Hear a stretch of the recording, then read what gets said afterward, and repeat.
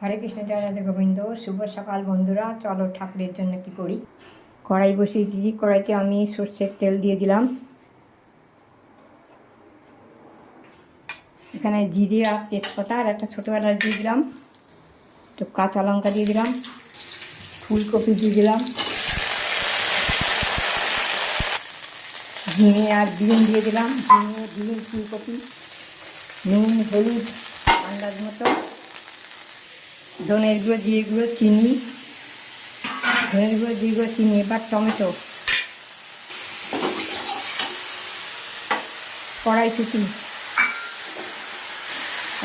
দিয়ে দিলাম। এবারে সোনা মুগের ডাল সেদ্ধ করা দিয়ে দিলাম।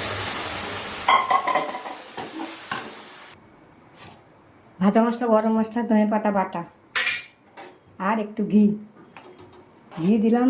ধনে পাতা বাটা, ভাজা মশলা, গরম মশলা। এবার নামিয়ে দেবো।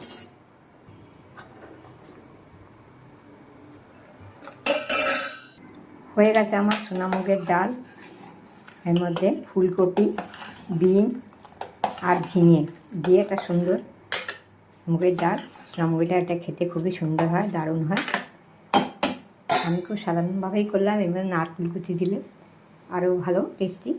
তো হয়ে গেছে। চলো, সোনামণিদের জন্য আমার একটা রেসিপি রান্না করা হয়ে গেছে। হরে কৃষ্ণ, জয় রাধে গোবিন্দ।